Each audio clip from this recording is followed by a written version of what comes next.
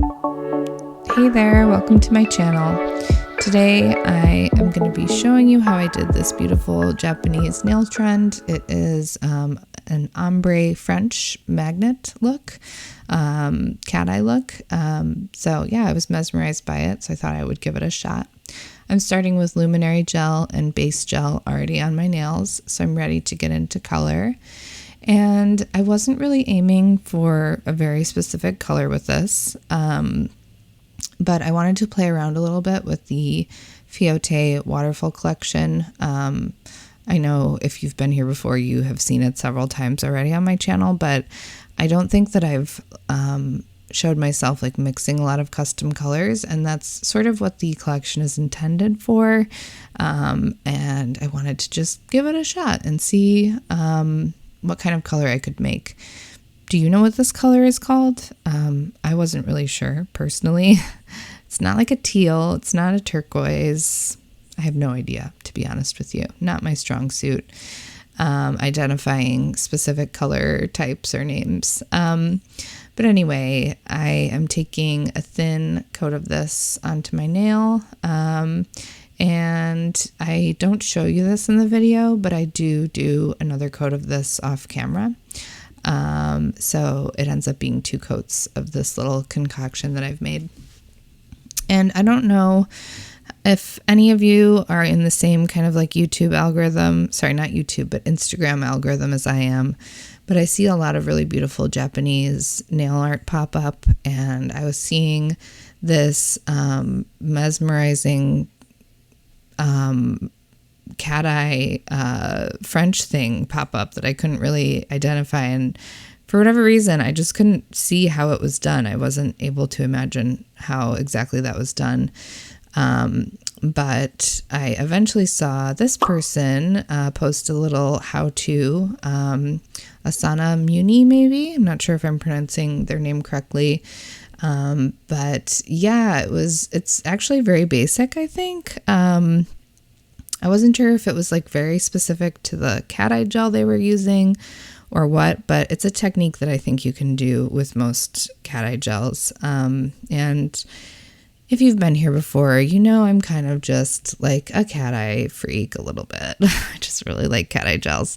I don't know why. I just, we all love sparkles and it looks like magic while you're doing it. And also, yeah, I don't know. Also, I should just say that I am painting with my non-dominant hand. So I'm painting my right hand with my left hand. And I was kind of like, oh, why do these turn out kind of funky? Like, I feel like I'm not doing very well with these. And I realized after the fact that, oh yeah, it's because I'm doing a voiceover of myself painting with my non-dominant hand, and I haven't done that before. So I'm giving myself some grace. Maybe you can give me some grace. It's not really my strong suit, but I think I did okay. So anyway, you'll see that I'm using this like beautiful Galaxy cat eye gel on one side, and then I'm using a gold on the other, and I'm ombreing them vertically. This is really easy to do. One thing, I think you should probably just get into the habit of putting these on a palette and not like cross-contaminating your gel polishes. So don't do what I'm doing here and maybe just apply them to a palette. But yeah, you're just taking one color on half of the nail and the other on the other half vertically. And then you take a striping brush and just very lightly ombre them. Doesn't require a ton of ombreing, you'll see, because you're moving all of this kind of glitter and polish eventually. So it doesn't need to be like a super thorough ombre. You'll see on this one I did more ombreing, but then on my pointer finger I do less. So you'll see how that looks. So the first step is to take the magnet, like I do with any cat eye gel, on either side of the nail and push the magnetic bits toward the middle.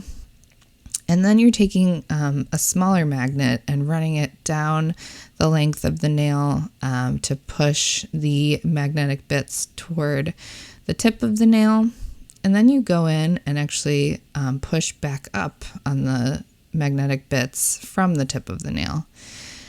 And from here, you're just kind of perfecting the shape. So you continue to sort of switch off, pushing on either side, and just sort of trying to get the shape that you want for your little bit of a French smile line.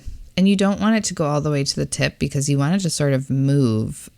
So like when you're standing still, you want it to be sort of at the center, the lower center where a smile line would be. And then when you play around with your finger, it moves up and down from there.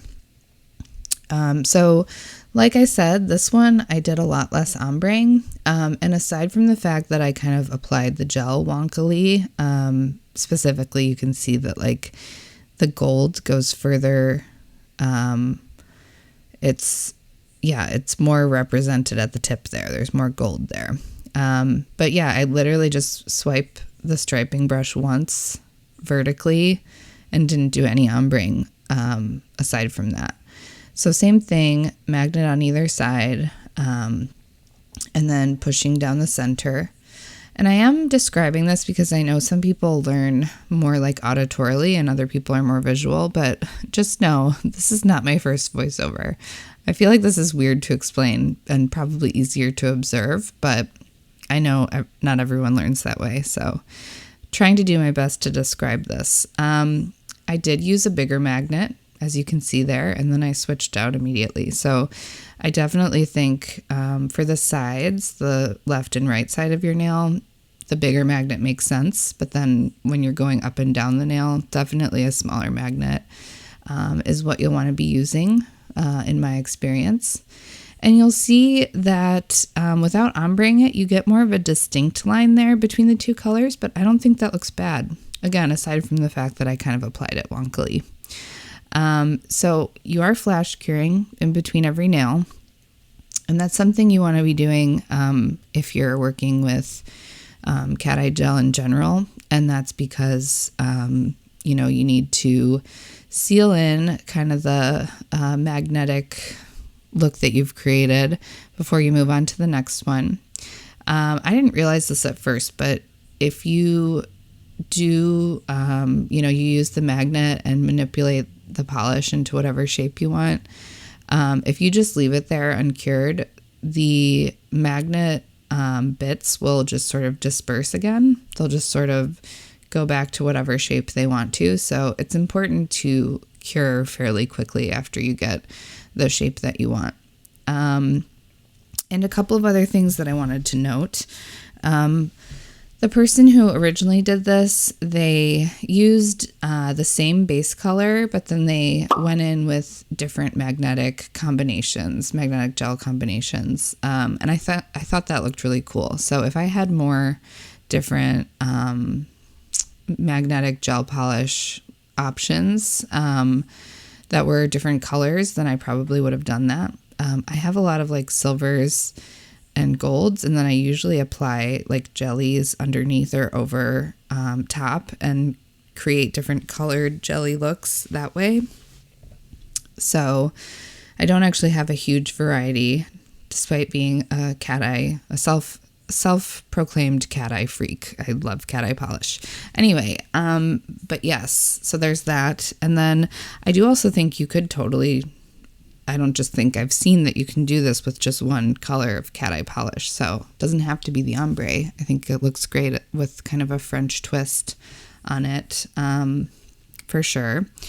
And then also I think if you can, using magnetic polishes from the same brand is better if you can do that. I didn't hear, and it still worked. So you can totally make it work. But I do think that if they're the same brand and kind of the same formula, they move more similarly, because I think not all cat eye polishes sort of move the same way. Anyway, I fully cured all of that polish, and now I'm going in with the same top coat I use constantly, which is the Izemi resin top coat, and I'm using the thick version. I just think it creates a really nice like glossy effect. And yeah, you after that will see me applying some cuticle oil after cleansing off my nails. And usually I go out onto my back porch and I show you how these look in natural light, but it's been really gloomy outside and cold, and I thought that this light did justice to the nails, so I just left in a clip from directly after finishing up the nails. So I hope that's okay with you. I hope you don't miss my porch too much. I suspect you won't. And yeah, thank you so much to everyone who's been watching and commenting, whether I just have met you or whether I've known you for a while. I really appreciate it, and it makes making videos a lot more fun because it's nice to see what people think of the looks, and and just making it interactive is really fun. So I see you and I appreciate you. Happy New Year as well. This is my first video of 2023, which is cool. And yeah, I hope to see you again. I hope you'll like and comment and subscribe and all that fun stuff. And yeah, see you in the future.